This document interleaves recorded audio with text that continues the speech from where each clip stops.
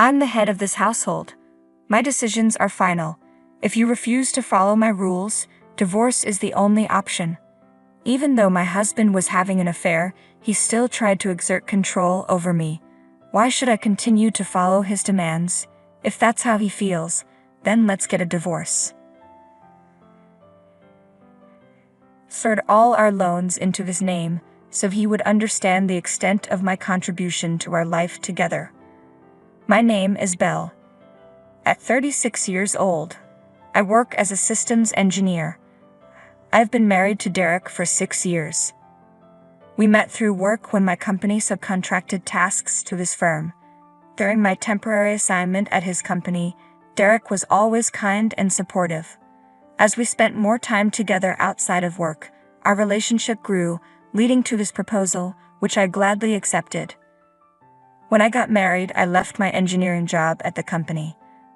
The role was incredibly demanding, both physically and mentally, and the pay wasn't great. I worried that continuing in such a stressful job would leave me with little time for my husband, which could strain our relationship.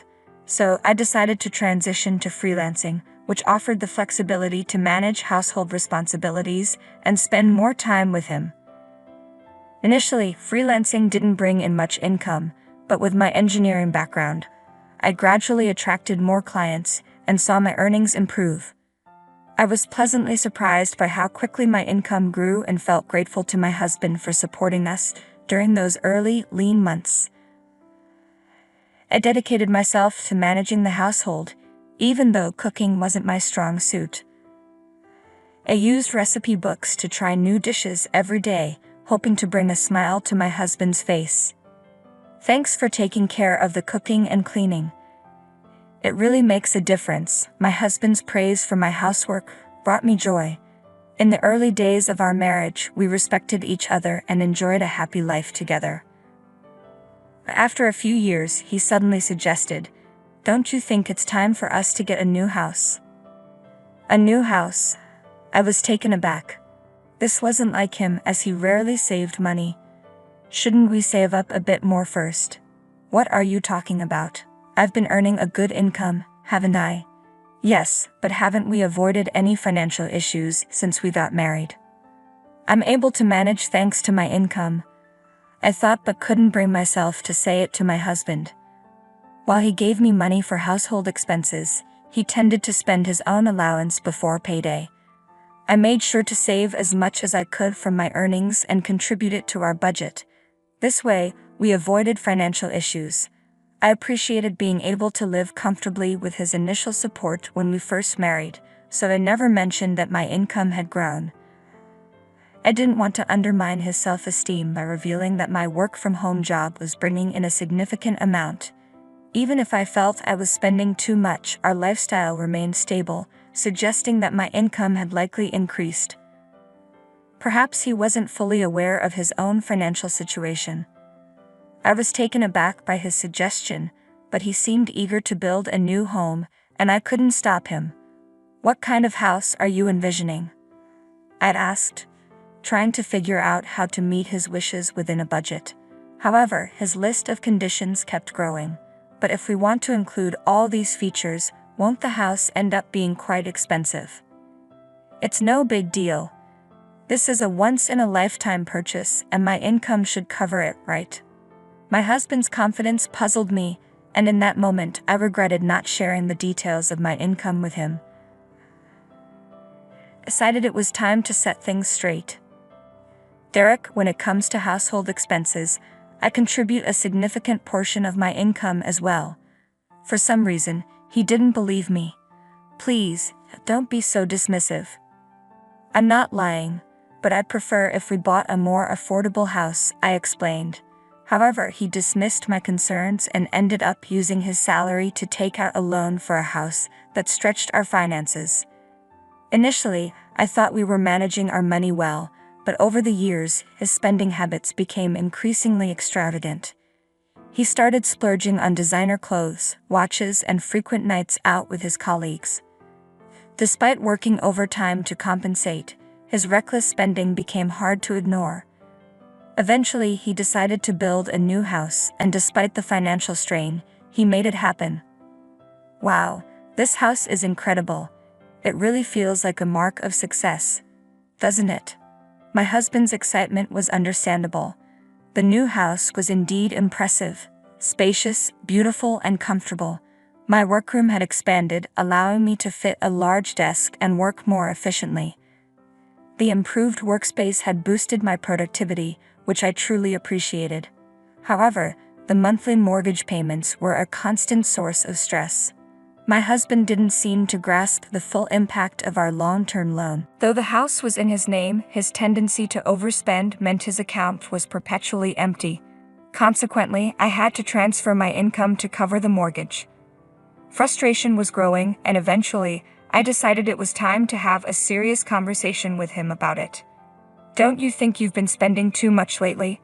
We need to consider things like the mortgage for the house, I said, hoping to address our financial concerns.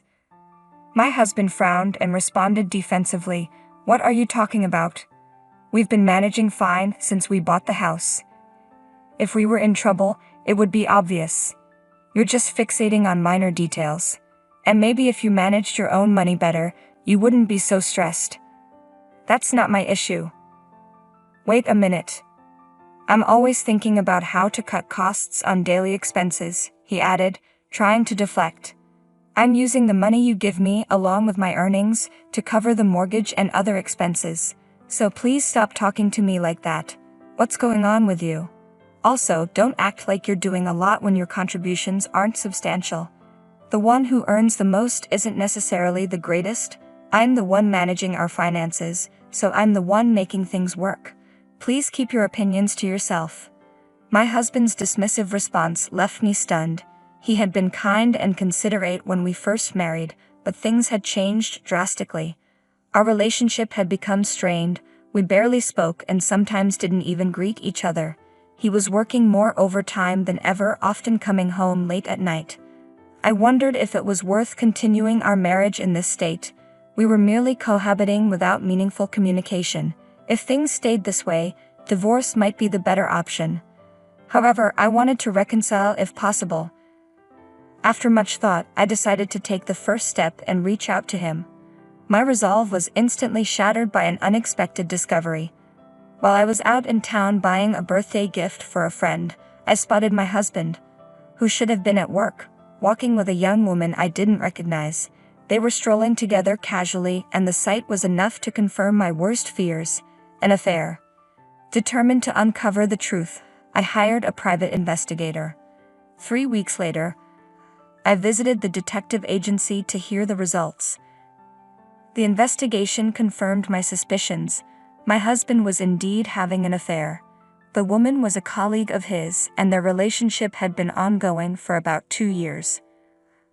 I finally understood why my husband had been spending recklessly and coming home late due to overtime over the past 2 years. He was having an affair. The anger I felt towards him, especially after the verbal abuse he had directed at me, was overwhelming. It felt humiliating to have tried to protect his self-esteem and our marriage when he was the one betraying me. Determined to act, I set aside any remaining doubts and resolved to confront him. I hurried home, finding him lounging on the sofa, engrossed in a sports program. I positioned myself between him and the TV and spread out the evidence of his affair before him. "Explain this." He looked momentarily stunned at the photo evidence but quickly adopted a defiant attitude. "Oh, that's Meg. She's my new wife." "New wife?" I asked, bewildered. "Now that you know the truth, there's no reason to keep you around. Unfortunately, you're no longer needed." "What are you talking about?" "To be honest, I don't see a place for you in my life anymore. But Meg doesn't want to handle the household chores, so you can stay and take care of that for her." "What? Are you out of your mind?" "I would never agree to that." My husband's face flushed with anger. "I'm the breadwinner in this household, so my decisions are final. If you can't follow my orders, then we'll get a divorce." Despite his affair, he still tried to exert control over me. Why should I have to listen to him? "Fine, let's get a divorce." "Huh. First of all, you had an affair, so we can't continue our marriage. Let's just get a divorce." My husband was taken aback but eventually agreed. All right, but don't come to me later with any regrets. I want a divorce, but you'll need to help me transfer the names on the utility bills and the car loans we just took out. I quickly shifted all the loans into his name and finalized the divorce. He probably thought it was over, but for me, it was just the beginning. You should understand how much I supported your lifestyle. The day after the divorce was finalized, I was comfortably settled into my new apartment when I started receiving numerous calls from my ex-husband.